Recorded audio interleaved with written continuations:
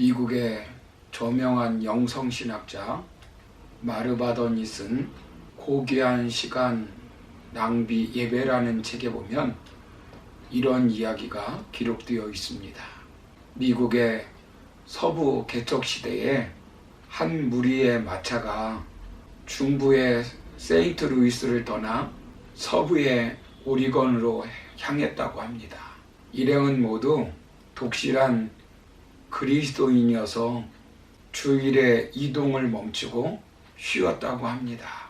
그러나 겨울이 빠르게 다가오고 있어서 일부 사람들은 폭설이 내리기 전에 목적지에 도착할 수 없다는 불안감 때문에 주일에도 계속 달리자고 제안을 했다고 합니다. 의견의 일치를 보지 못한 그들은 두 팀으로 나뉘어 여행을 하게 되었다고 합니다. 한 팀은 주일에 쉬었지만 또 다른 한 팀은 주일에도 달렸다고 합니다.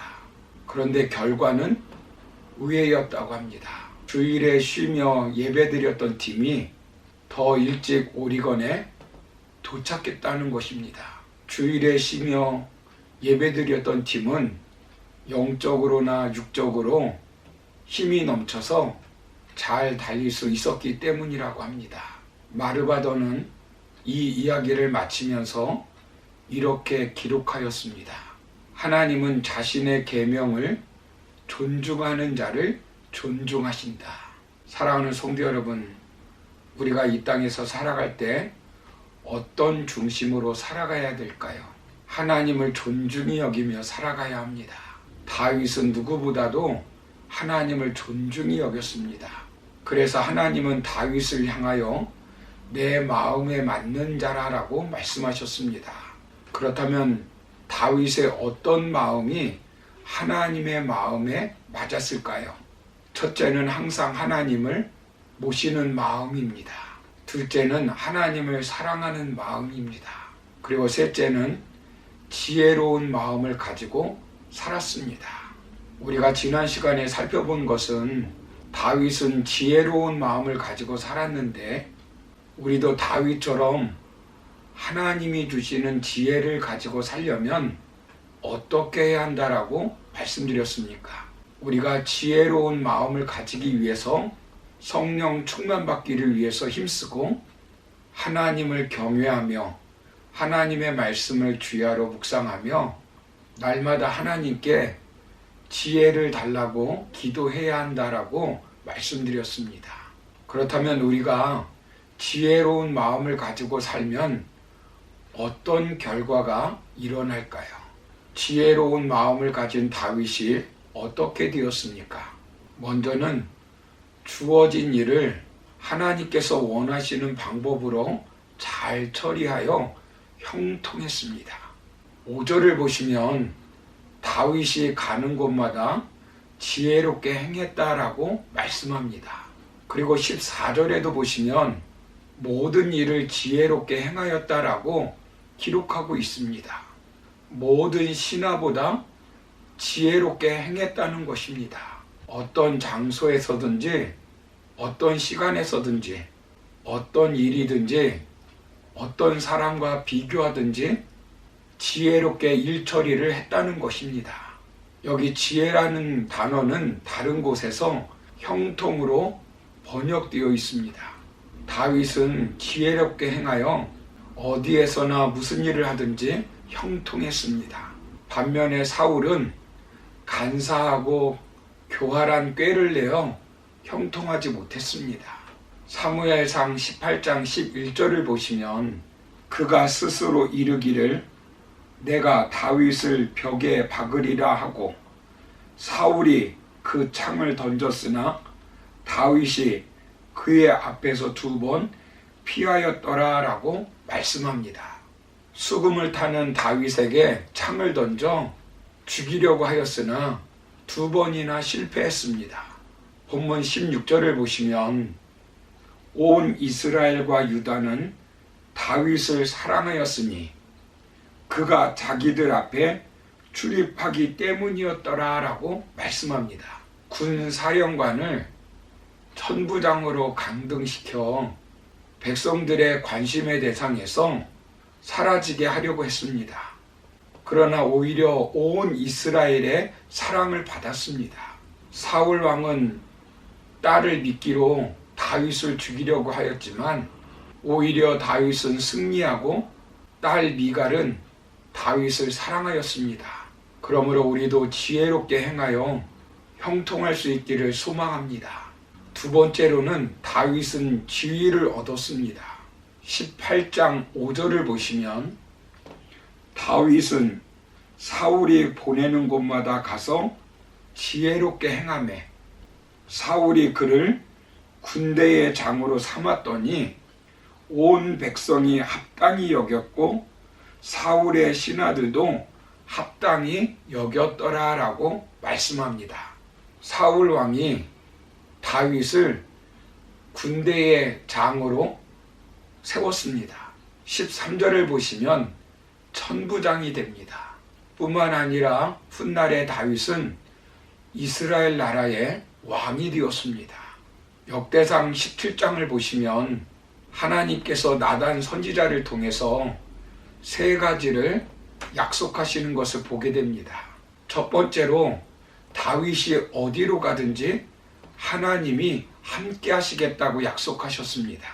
역대상 17장 8절을 보시면 네가 어디로 가든지 내가 너와 함께 있어 라고 말씀합니다. 다윗은 하나님께서 나와 함께 하시겠다는 그 약속을 믿었습니다. 그래서 어디로 가든지 강하고 담대하게 삶을 살았습니다.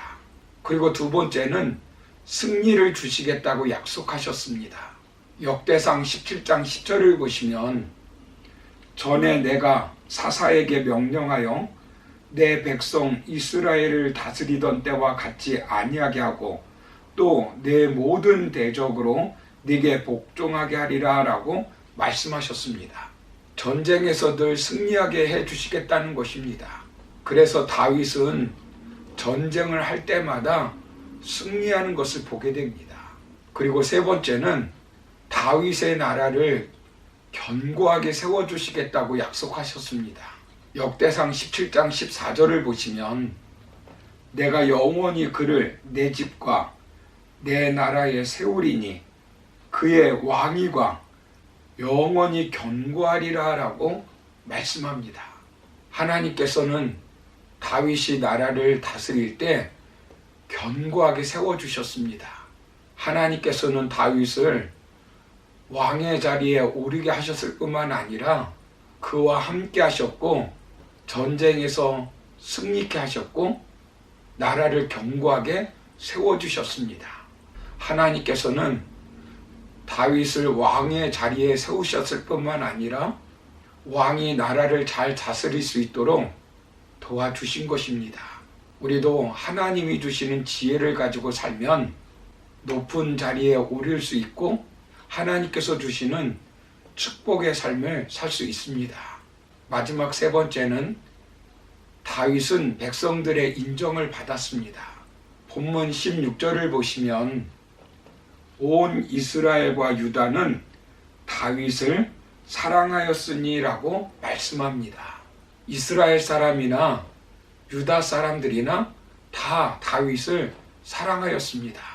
온 백성이 합당하게 여기고 신하들도 합당하게 여겼습니다.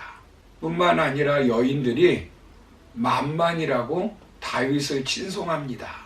30절을 보시면 블레셋 사람들의 방백들이 싸우러 나오면 그들이 나올 때마다 다윗이 사울의 모든 신하보다 더 지혜롭게 행하매 이에 그의 이름이 심히 귀하게 되니라 라고 말씀합니다. 다윗의 이름이 심히 귀하게 되었다는 것입니다. 그런데 사울 왕도 다윗이 지혜 있는 것을 인정합니다. 그리고 그를 두려워합니다. 12절을 보시면 여호와께서 사울을 떠나 다윗과 함께 계심으로 사울이 그를 두려워한지라 라고 말씀합니다. 그리고 15절에서는 사울은 다윗이 크게 지혜롭게 행함을 보고 그를 두려워하였으니 라고 말씀합니다. 뿐만 아니라 29절을 보시면 사울이 다윗을 더욱 두려워하여 평생에 다윗의 대적이 되니라 라고 말씀합니다. 사울은 지혜롭지 못하고 장꾀를 부려 하나님께 버림을 받았습니다. 그러나 지혜로운 다윗은 하나님께 인정을 받아 왕의 자리에 오르게 되었습니다. 그리고 백성들의 인정을 받고 나라를 잘 통치하였습니다.